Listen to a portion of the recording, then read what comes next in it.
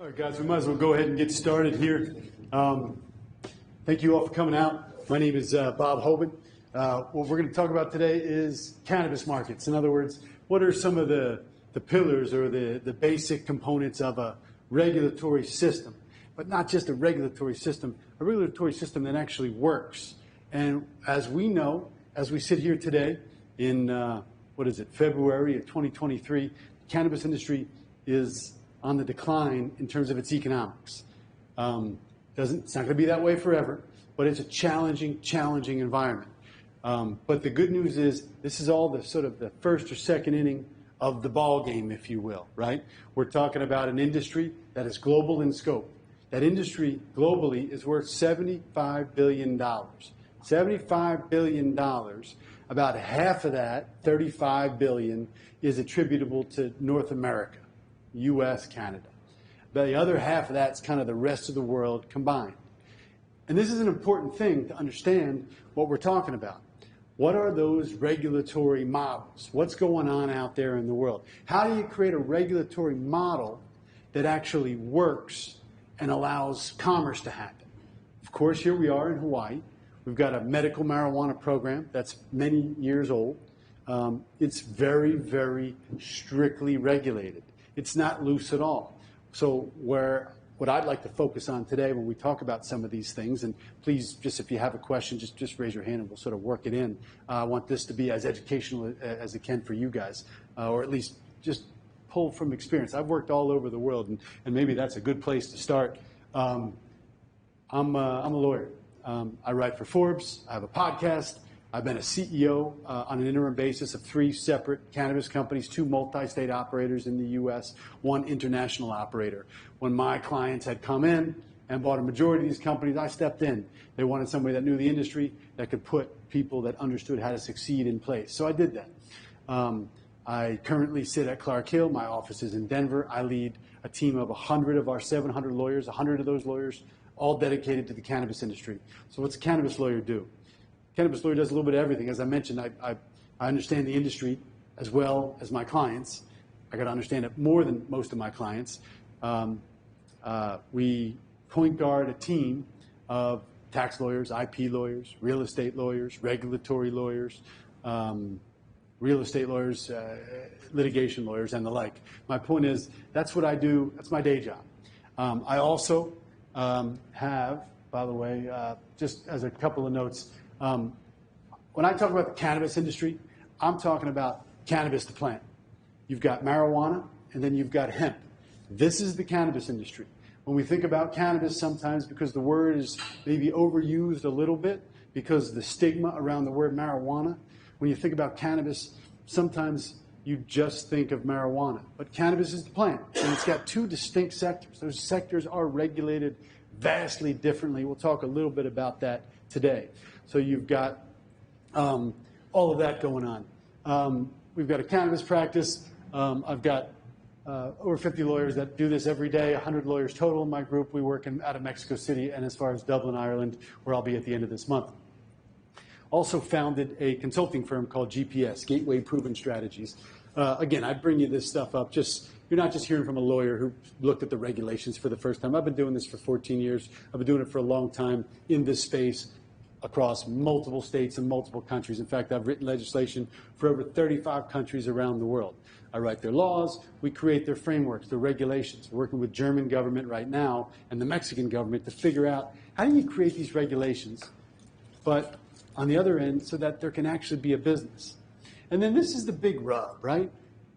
Especially as we sit here in Hawaii with a medical program. The idea is, in the first instance, let's make it so that patients, people that use cannabis for medicinal issues, ailments, problems, conditions, so that they don't get arrested. That's the first instance, right? That was where this all started. Let's relax the criminal penalties so people can possess it. But not just possess it. If I'm the patient, for example, that doesn't mean I have skills to grow it. So, for example, you could be my caregiver, right? We've got that model. That caregiver model exists here in Hawaii, side by side with the regulatory model. It's the right thing because we shouldn't be forced to walk into a store and pay high taxes for products that aren't always the highest quality of products, especially in the early days of a market. You guys are seeing this here in Hawaii. I have not been in one of the dispensaries, but what I'm told is that the product quality is a little bit lacking, right? Maybe not because of lack of effort, just because of lack of practice. And then you've got this caregiver program, which is outside of the regulated and taxed system. That program works. It works because it gets patients access, but it also gets exploited. And I don't say exploited in a negative way. I don't judge that. I'm a lawyer. My job is to say, here's what the law is. You tell me what you want to do. Let me figure out how to help you do what you want to do under the law. So I say exploited, but I don't judge that. But it is exploited in a certain respect because it's less regulated. Let me give you one example as I understand it. Large farm close to the North Shore, the largest, as I understand it, in all of Hawaii. A caregiver program, right? They've got, let's say, 100 patients where they can grow 10 plants apiece. Probably more than 100, but my point is it's a large farm. If I wanted to go visit that farm today, I could go visit that farm. I could make a phone call, have a friend, have a connection, go visit that farm. If I wanted to go visit a cultivation facility in the medical marijuana system, or if I wanted to visit a dispensary, and I did. By the way, I brought my daughter back in August for her second year of college here at UH. And I reached out to some dispensary owners, and I said, hey, guys, I'm in town. I'd love to learn a little bit about what's happening in the industry. I'd love to see your cultivation. I'd love to see extraction. I'd love to see what's going on. You know, usually when you reach out to people in the industry, they're happy to show you. Everybody wants to show you what they've got. They said, Bob, I would love to take you around, but I can't. You have to go through an FBI background check first, and this takes, approximately 60 days beforehand. Then you have this limited window. My point is, that illustration alone, forget about sales, forget about cultivation, the fact that that commercial industry is regulated so tightly that I can't even go visit a place. And forget about the fact that I'm a lawyer and a service provider. I'm an author for Forbes magazine. I write about cannabis all the time. You mean to tell me I can't walk into somebody's dispensary, visit, see what they're doing, and write an article about that?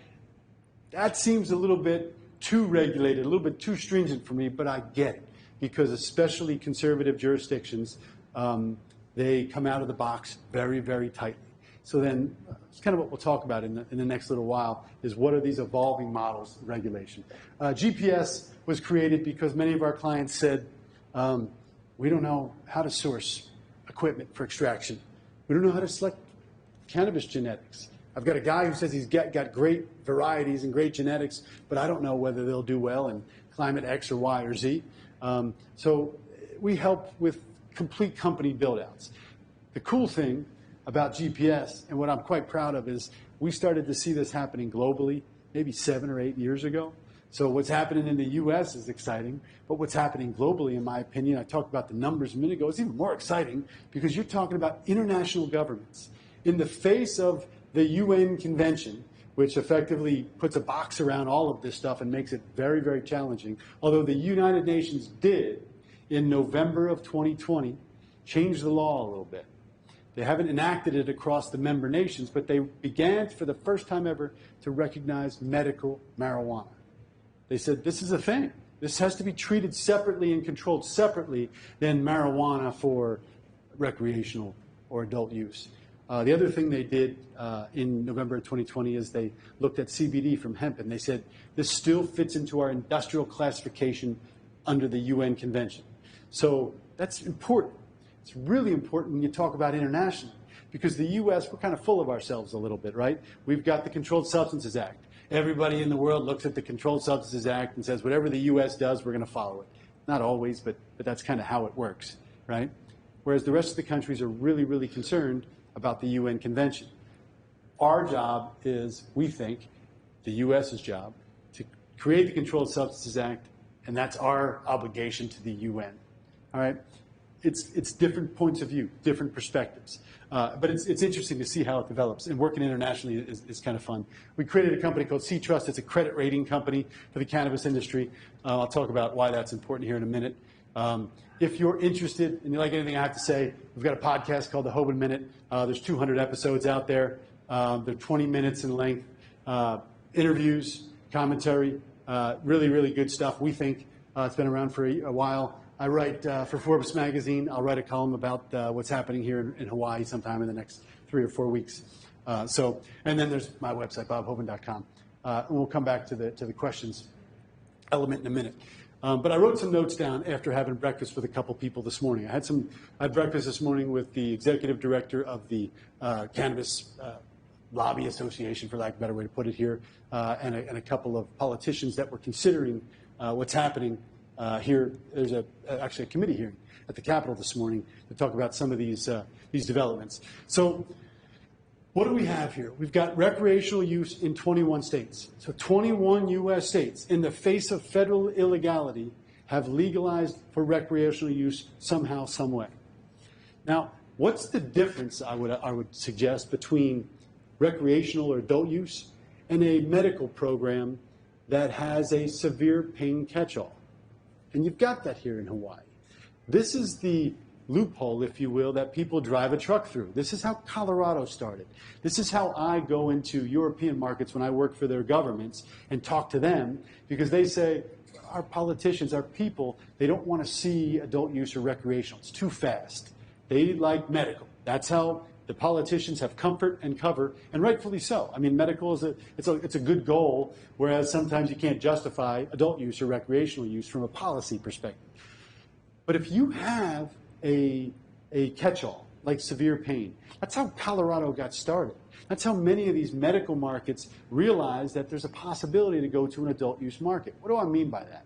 I don't mean to exploit it, but I mean if the law is there and I can go to a doctor and I have lower back pain, scale of 1 to 10, maybe it's a 6. That doesn't even matter. But I go to my doctor and I say, I get lower back pain 3 days a week. It flares up. It's 6 out of 10. Sometimes it's 3 out of 10.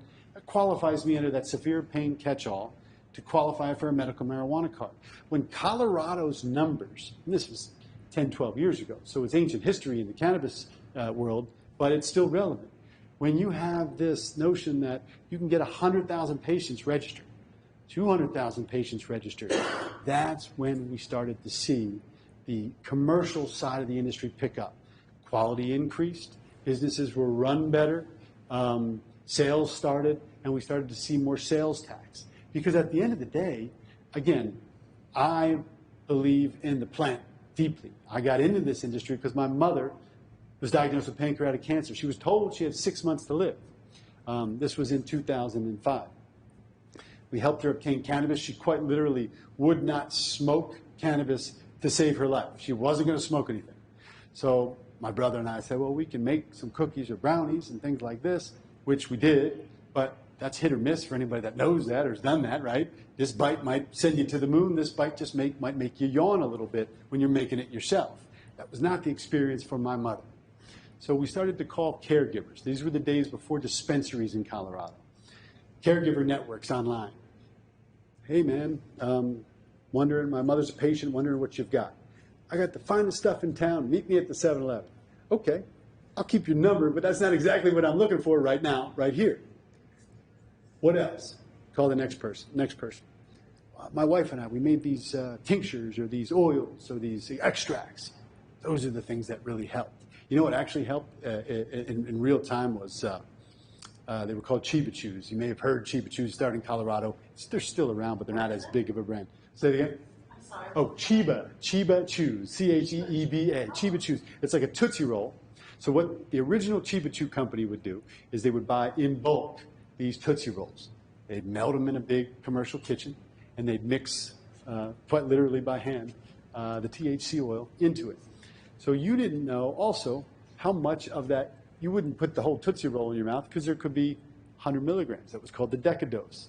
So what we would do is get a credit card, slice the Tootsie Roll like a loaf of bread, a little bit. All right, Mom, try that. Wait 20 minutes. How you feel?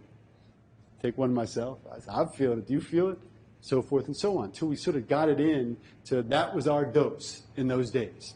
100 milligrams in a Tootsie Roll, which if you ate 100 milligrams, if you're not used, even if you're used to cannabis, that's going to send you for a loop for many of us, especially someone that doesn't use cannabis regularly like a patient. So that became the dosing system. Anyway, things evolved. My mother lived for 3.5 years after being told she had 6 months to live, 3 of those years with no opiates, and we were quite proud of that because it's hard to see loved ones deal with this. This is why we have such compassion associated with these medical marijuana programs. But we get lost in all that. We get lost in it because we got to figure out tax dollars and money. And how does the company generate revenue? Well, business has to generate revenue. No business can be a nonprofit from front to back. It doesn't work. And unfortunately, unless this Hawaiian program expands a little bit, you're going to start to see businesses die. They might already be what one of my partners calls the walking dead in a certain respect. They're dead. They just don't know they're dead yet. And guess what? Guess what you can't do if you're a marijuana business? You can't file for bankruptcy protection. If I sold widgets and my business was going under and I couldn't make payments, I could go file for Chapter 7 or Chapter 11, and I could reorganize my business. I could have relief from debtors. Can't do that in cannabis, although there is some movement in that, but we don't have to get into that. Point is, Congress is looking at adding bankruptcy protection for the cannabis industry, and we had a court in Texas, a federal court just last week, indicate that a dead cannabis company, in other words, one that is no longer operating, can use bankruptcy protection. So these are big things that are happening under law, and it's important to pay attention. We've got Guam. I recently worked for the U.S. Virgin Islands. U.S. Virgin Islands just passed their medical marijuana program. We had similar conversations to what we're having today. You've got D.C. You've got 10 other states that decriminalized cannabis. You've got 40 countries, 40 around the world, that have some form of legal cannabis, internationally sourced. They're not creating, like we do, a whole supply chain or a vertical integrated supply chain in their jurisdiction. They're sourcing it from Colombia, and they're processing it in Poland, and they're selling it in Germany. This is happening every single day, and you can say, I get excited when I talk about that because it's super fun to work in this industry internationally when you're talking about those things. So what does the market look like? In the U.S., during COVID, our numbers were higher than they've ever been. They said this is recession-proof. Cannabis sells itself, right? Well, it does. But what I think aided in that, and there's studies that to support this. This isn't just me coming up with this idea. It was COVID. So just about all of us were more at home than we had been for years. Oftentimes we were getting government subsidies or government dollars, or we didn't have to pay our rent because we couldn't get evicted. So when you're home and you're working, and when you're home a lot, the theory was people were buying more cannabis because you're home. It just made the day interesting. Nothing was open. I wasn't going to go to the store. Not that it's unusual to smoke cannabis during the day, but the fact that more people smoke cannabis all day long or during the day because they were home, that's really what they attributed this to. So the numbers went way, way up. But the problem with that was, and this is the problem in a brand new industry, it's not because of bad operators, it's because, oh my God, I made this much money in 6 months as a business. Everybody says, well, this is only going to continue to grow. And because it's a fragmented, decentralized, federally illegal industry, there's really no great place for you to go and get real-time information about what's happening in the industry. So if I'm an investor and I go, oh my God, there's this company selling $20 million worth of stuff, $40 million worth of stuff, whatever the numbers might be, I'm going to invest in that supply chain because I see that as my business opportunity. Well, what happened? Cultivation came online. Way too much cultivation came online. Demand started to go down because people weren't using as much cannabis. Accordingly, you got more supply, you got less demand. What happens to prices? Prices go down, down, down, down, down. That's where we are right now. You throw into the mix a couple of other challenges. 280E, you guys familiar with, you know what 280E is? It's an IRS tax code provision that says I can't deduct my ordinary expenses if I'm a business owner. So if I sold widgets and I spent $100 on labor, $100 on costs, $100 on marketing, I can deduct those $300 from my taxes as an expense when I pay it. But not in cannabis, not in marijuana, because it is a Schedule I drug under federal law. So the IRS code says that I can only deduct one thing, that is the cost of goods sold. And it's very narrow. So if I'm just a dispensary owner, or I can't deduct my marketing and my employees from the dispensary, I can only deduct a cost of production in that facility. This cost can be large, but it doesn't make it very lucrative because my effective tax rate is like 80%, maybe 65% in the best case scenario. Really, really high. So that hurts. It also hurts that the product is taxed so much. So if I go and I want to use cannabis and the quality is suffering because maybe it's not moving as quickly as in other places, and the guy that lives down the street is lawfully growing because he's a caregiver or in a state like Colorado, and many states have this, as an average citizen, I can grow, a certain number of plants. It's in the Constitution. It's in the law. Those are for me. Well, I might sell some to you or give some to you, and you might just, give me a tip or reimburse me. So those things are happening more than ever. That undercuts the business. But internationally, you have Germany. Everybody looks at the U.S. and says, you've got so many consumers. We want access to your consumers. Rightfully so. We're Americans, right? As an American, Americans like choices. That means there's lots of products on the shelves, and we want to go out and buy things. But at the end of the day, in Europe, that consumer population is also sort of something that people really want access to. The Germans are going to push this through. They're going to result in some sort of agreement, waiver, arrangement with the United Nations or a European Court of Justice case that says, Germany, you can't do this. And then they'll work it out, and somehow there will be a resolution to that. My point is, things are changing. And they're changing because of the UN and the European movement.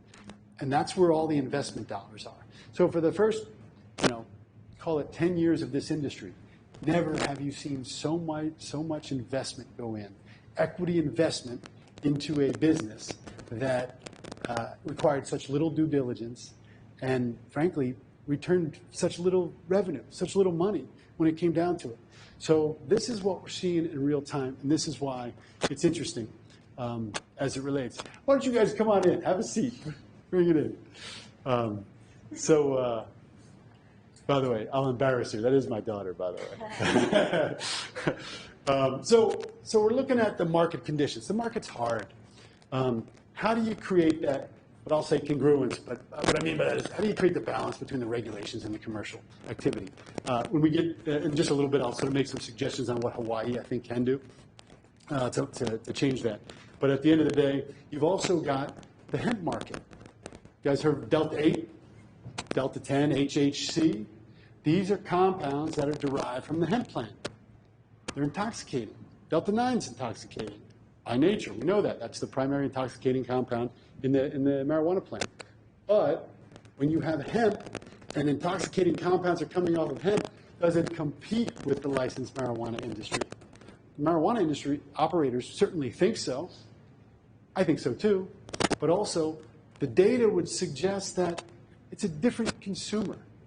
The consumer that consumes Delta 8, HHC, they want a lighter high.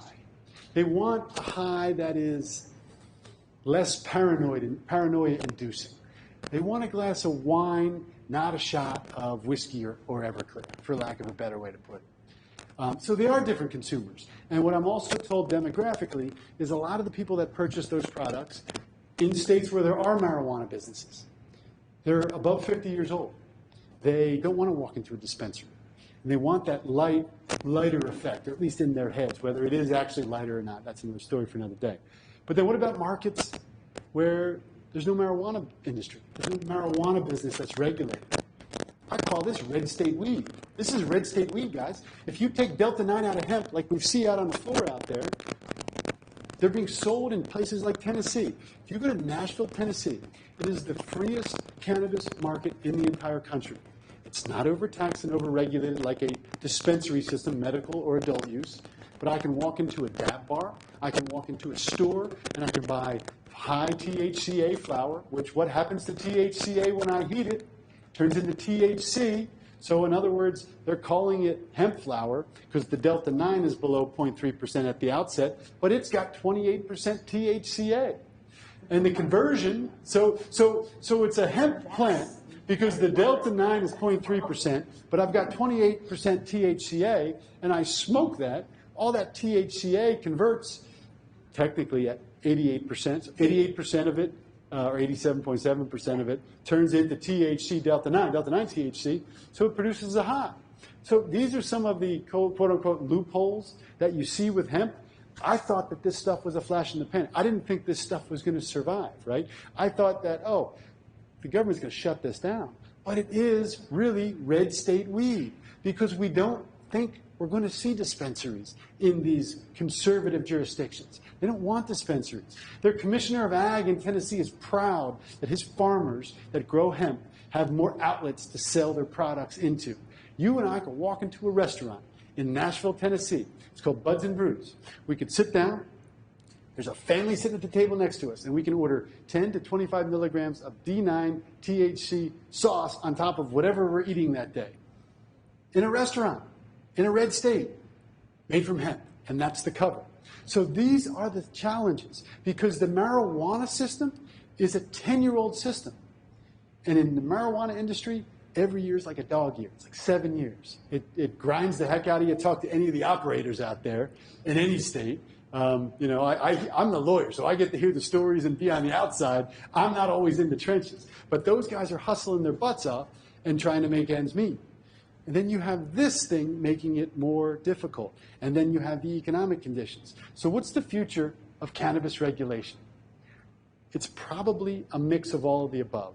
It's probably looking at the cannabis plant and saying, farmers, go plant cannabis. It doesn't matter what your THC percentage is. You need a license, you need to register, and then ultimately, however I'm using that cannabis for consumption, maybe it's CBD, non-intoxicating or non-psychoactive or non-psychotropic, however you would define that as, versus the Delta-8s, the Delta-9s, and otherwise from hemp, and so forth and so on. What if I'm using it for fiber? What if I'm using it for grain? The same cannabis crop. My point is, I think you'll begin to see that happen over time, where farmers get the plant and get licensed, and then ultimately, however the compounds are derived, they'll be tracked, they'll be traced, and if they end up in a closed-loop marijuana system or intoxicating product system, that ultimately will be the case. But this is a conversation that's going to take years to evolve. Right now, people are still talking about federal legality. I got to tell you, as someone who sees the federal government screw up just about everything they try to do, I can't imagine the federal government trying to regulate cannabis. I can't even imagine it. I really can't. Because think about this. What are you going to create a federal agency like the TTB, which is kind of like alcohol and tobacco regulation? Are you going to create a federal agency that oversees cannabis? Well, how are they going to do that? They can screw that up. Unless they just delegate it to the states like they do with hemp, which is probably a good model, the hemp program, where if I have a marijuana program, maybe someday I'll be able to go to the federal government and say, hey, federal government, this is my marijuana program. Can you bless it or approve it? Does it meet your minimum baseline standards? So these are some things that are happening at the federal level that we need to follow as well. I promised I'd talk about some of the core parts of regulation. So again, you got to decide at the outset whether you're medical or recreational. Are you adult use or medical? And and you can have both side by side. Colorado to this day has the dual license system. We have a medical marijuana system, and we have an adult use system. And other states have the same thing. So I'll walk in one door. This counter is for patients. This counter is for adult use, anyone 21 or older. What's the difference? This counter probably has, legally they're allowed to have more potent products. I can go 100 milligrams per unit versus what needs to be broken down in 10 milligrams per unit on the adult use side. You'll have more niche or novel products. You'll have suppositories, as an example, on the medical side. You won't have those necessarily on the adult use side. But there are these ways that people would use cannabis for medical uses. The taxes are like 6 or 7% on the medical side, whereas depending on the local jurisdiction, they could be up to 33%, 35% on the adult use side. So you can kind of see how these models exist, and then the cannabis being grown, there's a tag on each plant. It's a yellow tag if it's an adult use. It's a blue tag. These RFID tags if it's a medical plant. I might have this entire room blown out with a canopy of high-level cannabis, but this side's medical and this side's adult use. And those plants get tracked from the beginning until they're ultimately separated and put into commerce. So you got to decide that. What about youth prevention? This is what policymakers always need to hear, and it's correct. I taught at the University of Denver for a number of years. This is kind of what got me into doing this international policy work. We did a study right after Colorado legalized adult use, 2 years after, and we looked at all these different metrics. Life was not worse because we legalized cannabis. In fact, when you talk to policymakers and you talk to politicians, they're concerned about teenage use. First of all, the data is out there that the gateway theory, who knows the gateway theory? The gateway theory is bogus. That's never been a thing. That was false. It's disproven rather, but the government has disproven it. The government's own studies show. So you have an ace in the hole for any government official that ever says gateway theory from government-related studies. But this is where I was going with youth prevention. Two aspects of this.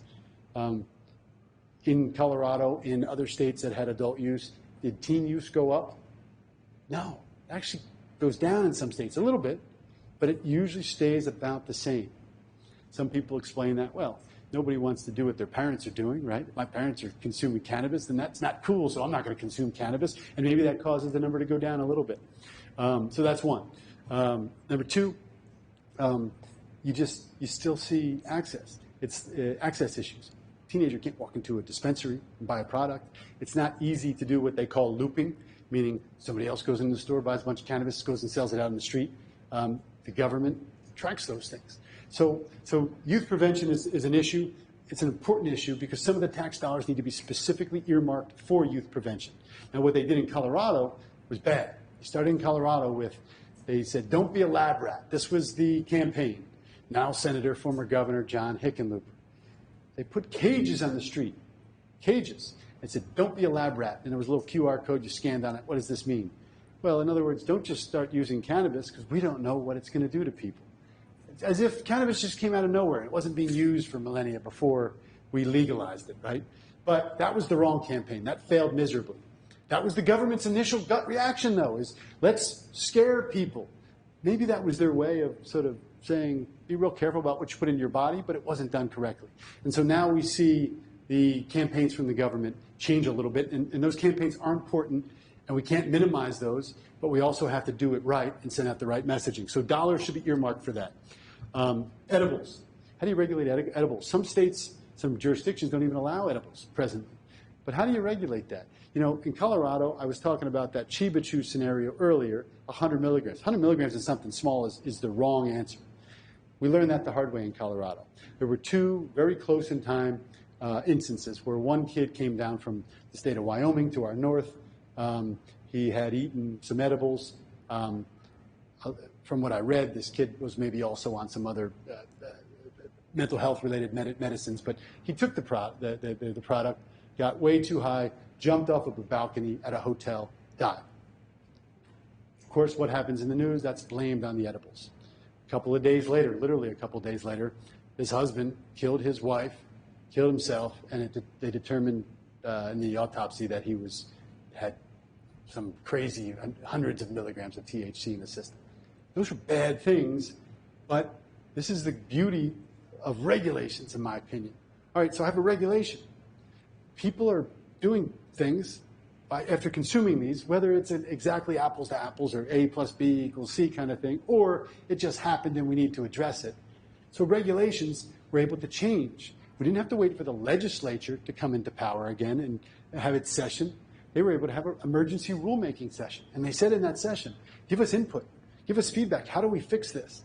Well, let's put a 10 milligram unit limit on each edible. Interesting. Okay. It happened. Well, not that there haven't been problems since, but we haven't seen those crazy stories in the news, and that's kind of become the 10 milligram dosage unit. I would argue, by the way, that if you're a regular cannabis consumer, 20 or 25 milligrams is probably your sweet spot. But if you're not, 2 milligrams is probably your sweet spot just to sleep, because you probably don't want to feel it that much. So we're still working through those things, but having edibles scenarios where milligram dosages are limited and limited properly so is an important piece of the puzzle. So that's edibles. Also, what about putting processes in place so that when I mix the psychoactive compounds into the plant, that it's homogenized. It's in the compound, it's in the plant, or in the product, equally on this side and this side and this side. That scenario I was talking about with the brownie that you make at home, and you eat this one, and it goes, whoosh, and you eat this one, and it makes you yawn and lay down on the couch. You want that mixed evenly. So those are other things that they put into regulations to make sure that things are done properly. Impaired driving, this is the biggest problem with the cannabis industry in many ways. Cannabis industry people will step up and say, but I'm a better driver when I'm high. That may be true, but that is not the right answer. Not in this scenario, not in any scenario, because you can't say that. You can't say that. You have to acknowledge that people shouldn't be driving while impaired because it's a safety issue. And you have to acknowledge that there's a standard, but it's not apples to apples like it is with alcohol. If I drink alcohol, I know how that's going to affect me based on my body weight, based on how much alcohol I drank, how much time has taken place since I consumed that alcohol. And it generally gives us a baseline level of intoxication. But it passes through your body in a certain period of time. I don't know what alcohol is, but call it 24 or 48 hours, something like that, maybe even less. But what happens when you consume cannabis? It's in your bloodstream for days and weeks, months sometimes if you use cannabis on a regular basis. So the person that might be a patient, if you test their blood today, they might have really, really high levels of THC in their system, but they're not high. And it's not because they build up a tolerance, it's just because it's in your blood. It just continues to be in your blood. So there really is no great way to measure intoxication for purposes of driving impairment with marijuana, although they think they've come up with ways. So they say that there's certain limits in place, and it creates a presumption under the law. So I get pulled over, I was doing something stupid, they do a blood test. Have you consumed alcohol tonight, sir? No, I have not. Have you consumed cannabis? Maybe. All right, what's in your blood? They'll do a blood test. Maybe they'll do a blood test. It's a tough case to prove, so cops kind of let you go these days. But it creates a presumption that you were impaired. You could still go into court and rebut that presumption, meaning get your lawyer, and the lawyer comes in and says, I know my client was above your standard, but that doesn't mean they were high. Here's the science behind that. Here's our expert witness who's going to testify that this person uses cannabis on a regular basis, and just because there's this much in their blood doesn't mean they were high at the time, and they weren't high at the time. So that's the whole process you have to go down the road. But it's very important for us to look at that from a regulatory standpoint because remember, the federal government wants impairment standards for all things on highways. And who pays for highways? Even here in Hawaii, the federal government. So you have to abide by their standards. I said, by the way, even here in Hawaii, because I think it's funny that you have an interstate highway system when there's no interstate. But that's another story for another day. Taxes. Where do the taxes go, guys? How much are the taxes? There's local taxes. Local governments are going to want their cut. The state government's going to want their cut. You've got excise taxes. Excise tax, you know what that is? Meaning I grow something, whether I'm tied to the retail business or just an independent cultivator, and I sell it to you, the retailer. I got to pay an excise tax. I'm probably going to include that in my cost of selling it to you, the retailer. You've seen excise taxes really, really hamper the industry. Excise taxes have been suspended in many states like California, for example, because it was just killing the industry, because it increases the cost of every single thing you're doing. And then they try to put limits on what the local jurisdictions can add onto the state tax level. Because New York just opened up. If I'm going to buy an eighth of cannabis in New York, it's going to cost me with taxes between $70 and $90. I don't know about you guys, but I'm not going to the dispensary then. I'm going to go to the guy down the street and spend $30 for probably a higher quality eighth of cannabis. So taxation kills the industry, strangles it. But at the same time, it's necessary because that's the cost. That's the vig, if you will, that the government insists upon. Because the government doesn't have a great way to extract revenue from this industry except for income taxes. And that's one way to look at it. So you want to keep the taxes as low as possible, eliminate all these different forms of taxes so that the industry has a chance to succeed. This would be one of my recommendations for the Hawaii commercial medical marijuana marketplace is look at revisiting the tax concept. The government, through regulatory agencies, can suspend certain elements of the taxes. It can prevent local governments from attaching other additional taxes on top of it. It gives the businesses a fighting chance. And if they have a fighting chance, more people will buy the cannabis, the quality will increase, and the government gets what it wants, which is a system that is regulated. And again, I talk about the government. I don't say that in a negative way. We're talking about government officials that have a difficult job because many of them don't know anything about cannabis, and they're voting and they're advancing cannabis policies for commercial dispensation, but they don't really know that much about cannabis. So they're putting their neck on the line because this is what people want. I saw a study this morning when I was talking to a friend of mine at breakfast. 80% of the people in Hawaii are in favor of outright legalization. 80%. But do you think 80% of the people consume cannabis? I don't think so. All right? So the people, so this is the conundrum of a politician. I might be in favor of it, but I don't really know enough about how it makes people feel or what the effect is to meaningfully articulate that, and that happens with taxes. Ownership. Ownership is an issue. You don't want people owning marijuana businesses that increase the risk of creating black market activity. You just don't. You know, I don't judge that, but you can't have a regulated commercial system with owners that are saying, I'm doing everything the right way, yet they were either from a long history of selling illicit substances or they continue to do so. And by the way, when the market's bad, California's been this way since day one. You have the gray market and the commercial market. And they're not separate. The same people are playing on both sides. And the regulated businesses get slippery with their inventory to make ends meet. So it becomes a challenging thing. So having the right people in as owners and operators is important. Again, I'm not sitting here and telling you that someone that went to jail for a drug offense in the past shouldn't have a license. It doesn't matter to me, but that's what a policymaker is going to tell you. That's what the government officials want to see. They want to see business people in charge of these businesses. That doesn't mean there's not a role for people that have a criminal history or a criminal past. There's always a role. But you have to look at licensing. Where does the money come from? Does the money, the investment money, come from sources that we wouldn't want those dollars coming into the marketplace? Let me give you an example. Early days in Colorado, a company called VIP Wellness, owned by a group of Colombians. I knew these guys. We did a little work for them early in the day.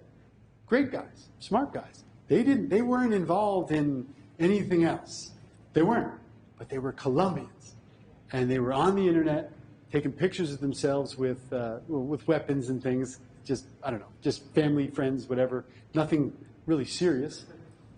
The government gets these photos and they go, Colombians own a marijuana business? Colombians are doing this, they're Colombian. You know what I mean? You see how that sort of catches on and the government goes, wait a second, we're going to do something about this. In that case, these guys weren't really doing anything wrong. Maybe a little bit was moving out the back door, but it wasn't like this egregious scenario. But that's another reason that you have to have licensing and vetting requirements in place so that a government official, when faced with the question, can say with a straight face that, yes, we make sure that our participants meet these minimum standards so that we have a quality industry. Again, I know it's like, what would they say? What would somebody say? You wouldn't tell, Dale Earnhardt Jr., a race car, NASCAR driver, that he couldn't race because just because he got speeding tickets doesn't mean he shouldn't be a NASCAR driver. But that's kind of what happens in the cannabis industry. But it doesn't mean there's not room for people to participate. It's just that ownership structure needs to be clean. You got to look at diversion. Diversion, taking product from the regulated market and sending it into the black market. Track and trace systems in most states usually minimize that. Seed-to-sale tracking systems, they have it down to a science where even looking at water loss during the curing process, particularly in the arid states, that what's coming out on one end can go to the other. Now there's consulting firms that can fix that and can work with that. But my point to you is that it's pretty tightly tracked, and at least it gives government officials and the regulators some level of comfort that what they're doing is actually clean and clear and tracked. And that's important because you don't want those two systems to mix. Now, that's why California really has been in such a predicament, is because they didn't put any track and trace system in place until January of 2021. And it's still coming around.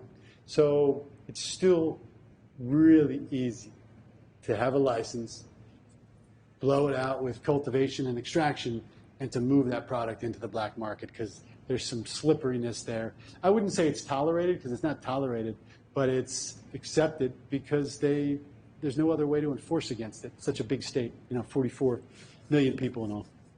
Advertising restrictions. What can I advertise? Should I have a billboard in Waikiki that says, go to X dispensary, we're having a 2-for-1 sale? Eventually we're going to see that stuff, but maybe it's too soon, right? Maybe it's too soon in new markets. So they put advertising restrictions in place. What's the hallmark to the advertising restrictions? 70% or more, 70% of the people that view the advertisement need to be 21 years or older.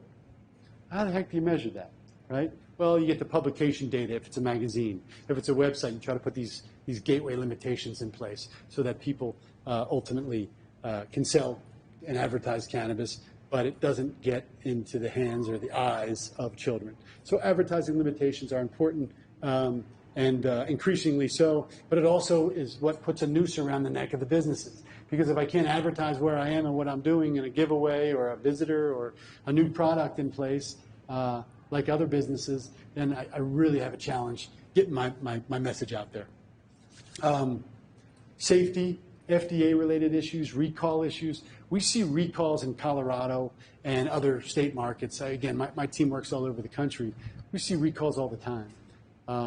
The recalls come from, well, they detected a unapproved solvent, residual solvent in a finished compound, or they used a unapproved nutrient on the cannabis plant. And so then all of that product gets recalled and embargoed. This is where the track and trace system comes in place. Everything's tied to a batch. It's all in the system. I should know with a couple pushes of a button or a mouse where those products end up in the marketplace. It's good that the government can do that because it gives the public confidence and it gives the policymakers cover. So it's not just about the industry and the patients or the consumers. You've got to give some opportunity. Yeah, the government has to get comfort out of this as well, fortunately or unfortunately. What about sub-license categories? Cultivation, category. Manufacturing or extraction, another category. Retail, another category. Some states have delivery licenses. Some states are beginning with consumption clubs. Las Vegas, perhaps the most interesting. By the way, I've been told that Las Vegas is kind of another Hawaiian island. Is this true? In many ways. But at the end of the day, the Hawaiian marketplace is going to be interesting, or the Las Vegas marketplace will be interesting. They just issued licenses. We'll see, particularly this year at the MJ BizCon, which will take place in November, whether these lounges are actually successful. The problem with some of the lounge models is, is it like alcohol, where we like to go to a bar and consume around friends and have all that activity? Or when you consume cannabis, do you really just want to be amongst a close group in maybe a quieter place? I think that's a social, cultural component that we have to work out. Secondly is, what attracts us to a consumption club? Well, to me, if I'm going to go to a consumption club, maybe there's an interesting concept there. Maybe there's games like a Dave & Buster's type concept or something like that, or the like. Maybe there's food. Well, some of the states, like New Jersey, is doing consumption clubs, but they're not allowing food sold on site. So there's no economic model. So what am I going to do? Just put a bunch of chairs in a circle and say, I'll charge you $10 to come in? Who's going to go buy that? Yes, sir. New Jersey's so densely packed, you can't really smoke at home. You're going to get smoke in your upstairs neighbor, or even if you go out for a walk on the street, there's so many people out there that you can create public nuisance. So the idea was to create a space where people would go consume, because they live in large buildings where they're not allowed to smoke at home and you're not allowed to smoke at home. No, you make a great point. So that is the question. What if you live in an apartment and a poof tube is not going to get you through because your neighbors are going to call the landlord? You can get evicted. What if it's federal housing? There's an issue there, right? That happens all the time. And you're right. New Jersey is the most densely populated state in the country. It's my home state, actually. So I look at things like that. What's that? Whereabouts? Exit 4 on the turnpike, southern New Jersey. But I went to Rutgers. How about you? You got a connection to Jersey? I'm opening up a club in Atlantic City. Oh, wow. And a dispensary close to Atlantic City, and then another one in Elizabeth. Oh, that's great. Well, I'd love to talk to you. I've actually got a couple of social equity conditional licenses that people are looking for partners on. So let's talk. But my point to you is that the consumption model, that's perhaps the most interesting and novel thing here, but there's really not a great economic model behind it for some of the limitations I described and just some of the cultural and social limitations. So we'll see. But you make an excellent point. Where do people consume cannabis? It doesn't seem to stop anybody in Vegas, as an example, with no consumption right now. You're not supposed to smoke in your hotel room, but you can smoke cigarettes in the casino, so people are openly smoking cannabis, and it kind of just blends in or on the street. So again, if you can have it and you can use it, but you can't smoke it legally in a particular jurisdiction or location, what's the point there? So understanding those different licenses, understanding whether there has to be a vertical integration component, meaning does my supply chain all have to be connected? Does my cultivation have to be connected to my extraction and be connected to my retail? That was the original model in many of these states, although that's broken up. Why was that the original model, this vertical integration requirement? Because the government, again, I don't malign it, the government wants to see that everybody is connected, okay? So I have a cultivation, I have an extraction, I might have 2 dispensaries. I know that there's one ownership group that holds all those licenses. It makes my enforcement and oversight job easier when there's 1 versus 4 or 5 businesses in that supply chain that are separately owned. Transportation requires a lot of oversight. Imagine on the islands here, you're looking at air transportation back and forth. In Colorado or big states like Montana, same kind of thing. You know, they might cultivate it in Helena, Montana, and they need to fly it all the way to the other side of the state. How do you fly? How do you participate in federal airspace? Well, there's ways to do it, and how do you get the government to approve it and understand that? For example, transportation manifest in Colorado means I can transport my cannabis from my cultivation facility, for example, in Denver, but then I got to bring it an 8-hour drive to Durango, Colorado, as an example. Well, I have to do that in 24 hours. So, yes, it's an 8-hour drive, maybe a 6-hour drive on a good day. But my point is, there are some challenges there. So the government wants to know where things are going, who's transporting it. Plus, it gives your employee cover. If I'm an employee for a dispensary and I get pulled over with 10 pounds of cannabis in the car, you want your employee to know with some level of comfort that they're not getting arrested along the way. Visitors, I talked about the Hawaiian program and how visitors are a challenge. Visitors walking into any sort of licensed facility, that's a challenge, but you need to have regulations around that. But perhaps not waiting for an FBI background check to get in, but something far short of that. Social equity is the word of the day, if you will. Social equity programs. Social equity meaning people have been incarcerated for cannabis for years and years and years, right? And by the way, one of the things that opened my eyes years ago, I was an intern when I was in college for a public defender's office, and I had to go out into towns like Jersey City and some of these Perth Amboys. New Jersey's it's got some tough cities where they've seen better days.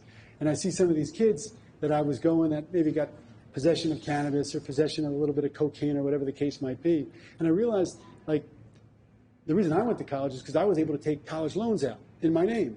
But if you got arrested for a drug offense, you're no longer eligible for a federal loan.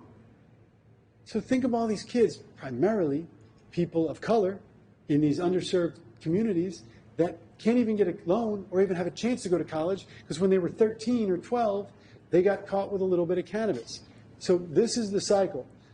And then you've got people making millions of dollars or making money in a regulated commercial cannabis industry. How do you put those two things together? So some states, many states, have initiated these social equity programs. I like the effort. The intention's good, but the programs get abused. They get abused because, let's look at this cynically. Some guy that has $3 million, I want a license in New Jersey.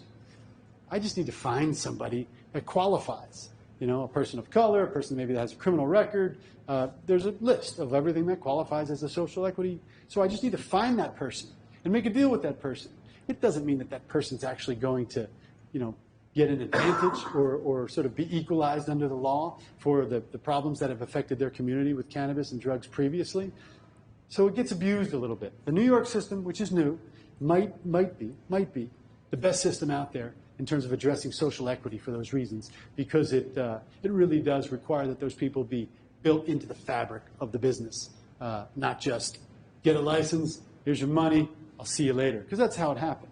But unfortunately, that's business. But the social equity programs are important, and we see a lot of them. So as we come down to it, guys, sort of wrapping things up here at getting close to the top of the hour. Just a couple of other notes in terms that make a good program or that have to be addressed in a program. How do you qualify the purchaser? By the way, this is one thing I want you to take away when you think about cannabis regulation. I would suggest that there's 4 regulatory swim lanes, if you will. The first is pharmaceutical. Pharmaceutical is medical marijuana. I'm not saying that pharmaceutical pills with fake THC or otherwise are better than the plant. I'm not saying that at all. It's just one regulated lane. Pharmaceutical companies know what they're doing. They have a system around that. It's FDA approved for a specific condition. So that's real medical marijuana. Some people are not going to want to smoke it or consume natural flower, even though it's probably better for them. They're going to want something that's isolated and put into a compound and produced in a pill form or something like that by a pharmaceutical company. So that's lane one, pharma.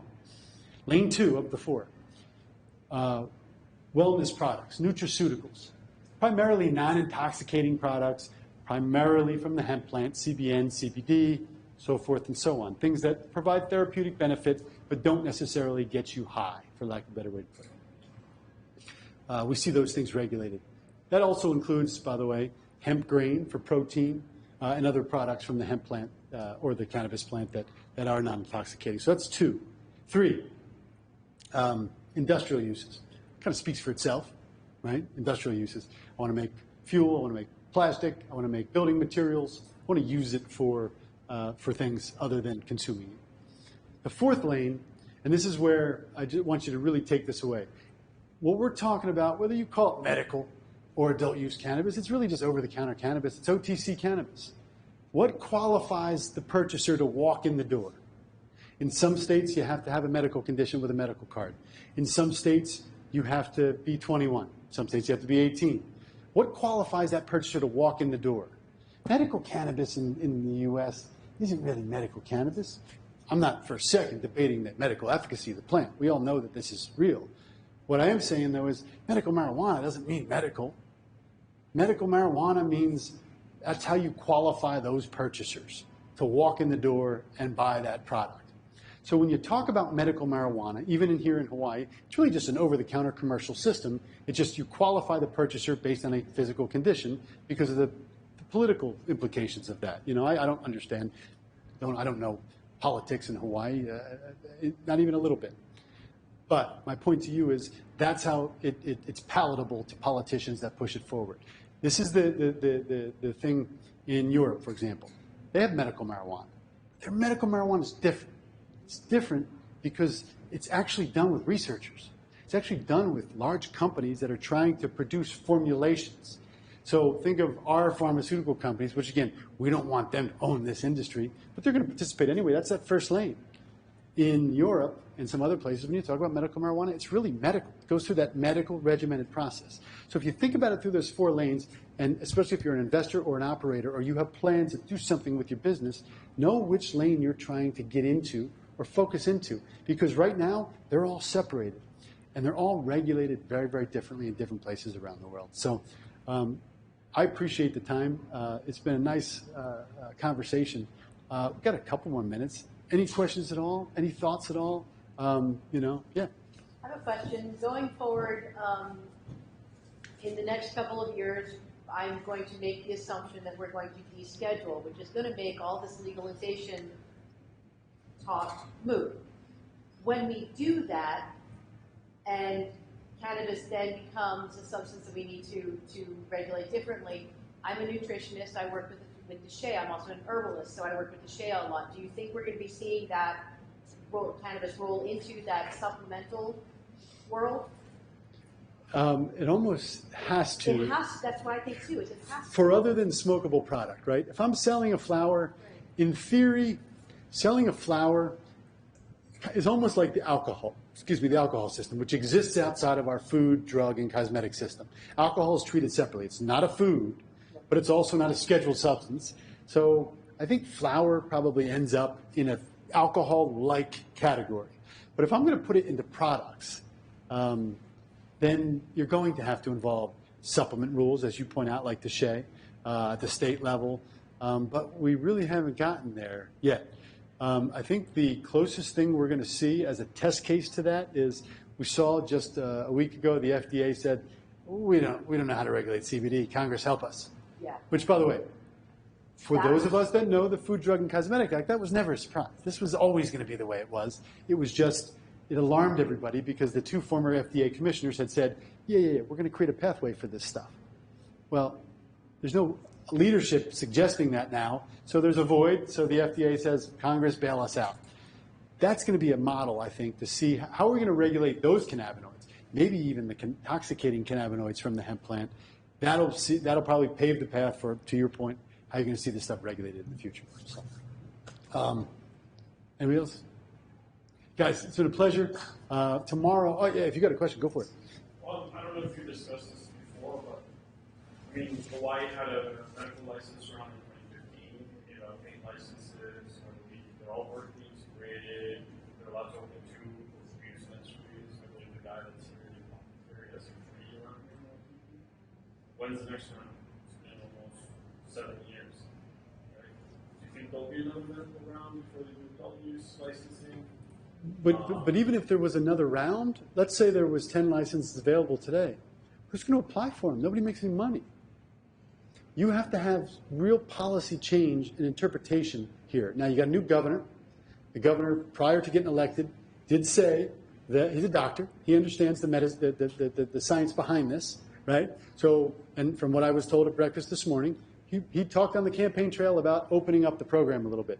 Well, now that he's an elected official, I think that's cooled a little bit, but still, the discussion's there. I also understand that you've got a number of brand new legislators, fresh meat, as the lobbyists would call them, right? You can influence this. But you have to change some things fundamentally about how the regulations are interpreted to allow these businesses to make money. I think the first couple of ways to do that would be to really make it a reciprocity state. So there's reciprocity right now. We know this firsthand because we looked at this from if you had a medical card in Colorado and you can come to Hawaii, well, you got to pay something like $200 and wait 60 days. And then you have this short window where you can go visit a dispensary for a couple of weeks. And you can do that twice a year. That's not exactly what the rule is, but it's something like that, right? That's onerous. Why can't I just come from Oklahoma or wherever I come from, have a medical marijuana card, and just walk into a store because I can show the government document from another state? I think that's the number one thing that's got to change. If you do that, you'll see the sales increase. And if sales don't increase, those businesses will never thrive, not even begin to thrive. I mean, like I said, I wanted to go visit some of these, but I had to do this background check before, which just wasn't going to be practical or feasible, although I'll try to do it before the next time I come. My point to you is, how do they make money? In a neighborhood nearby, off campus, there's a dispensary. It's beautiful on the outside. I haven't been inside. But if there's no traffic, how do they keep their doors open? How do they keep quality product on the shelf? So I think that's the first thing is you've got to access, you got to loosen, doesn't require a legal change in my opinion. It requires just a philosophical change from the regulatory agency, how they're going to loosen up some of these rules so that more sales can occur. If more sales can occur, then maybe you can talk about opening up 10 more licenses. But I wouldn't apply for a license right now if the dispensary makes penny on. I agree with you, things need to change, but the shittier the program looks, the less people apply for a license, and we know things will change eventually. Yes. Right? I mean, like every market, they start to add more conditions, they start to open up, eventually it's just adult use, and like as you said, over the counter, right? So let's say like they change the rules now, and they're going to release 10. I predict 300 people would apply for those 10. Whereas like if the rules are really shitty right now, everyone's thinking like, oh, no one's making any money. Of those 10, maybe 30 people apply. And then you win one, and then you bleed a little bit, but at the end of the day, you're one of the first ones to enter adult use when it comes around. So I mean, personally, I try to go for the early rounds, even if there's Texas is just doing their round right now. So we're going there and doing that. It's the same as here. You got to do fully vertical. There's only 30,000 patients in all of Texas, which is a huge state. But it is like, you have to bleed a little bit before you start to see returns. I think once adult use turns or they change the rules, the guys that are already established are going to be making all the cash. They'll be making donations to slow down the rollout of new licenses, in my opinion. I think you're right. As we've seen in different states, like Florida, for example, truly paying $25 million to the state legislator to slow down the release of the new medical round, which is going to slow down the release of adult use licenses. At the end of the day, that the license itself is the most valuable asset that any cannabis company has. So if you have the license, Right. I feel like the companies are so large, they'll decriminalize cannabis like Biden did, but every state is a little island. So Yes. if you're the king of Virginia or the king of Florida, you don't want it opening up to product from other states. You're the only one that's selling it. Well, listen, I want to wrap this up, but I just want to make one more comment on this, and that is, I sit on the board of a company called Glass House. Glass House is a California-based cultivator. They have greenhouses. It's the largest greenhouse operation in the world. 11 million square feet of greenhouse. They're converting the greenhouses from tomatoes and cherry tomatoes and strawberries, and they put one on every 6 weeks or so and convert it to cannabis. My point is, a company like Glass House, if they were advocating for federal legalization, they want interstate commerce. But guess what? Trulieve doesn't want interstate commerce. They don't want it. Why? Because they had to build a supply chain to the tunes of hundreds of billions of dollars, state by state by state. So if it's interstate commerce, that makes it more efficient. It does drive the jobs down. We don't want to lose jobs because that's one of the reasons we have politicians' ears is the number of jobs. But ultimately, if you are connecting what's happening in state to state to state, and you have to give up a $30 million cultivation facility in Indiana or New Jersey, you just wasted a bunch of money. And so that's a bloodbath that has yet to occur at the federal level. So anyway, guys, thank you so much. Appreciate your attention. Please, let's talk. Stay in touch. Appreciate it.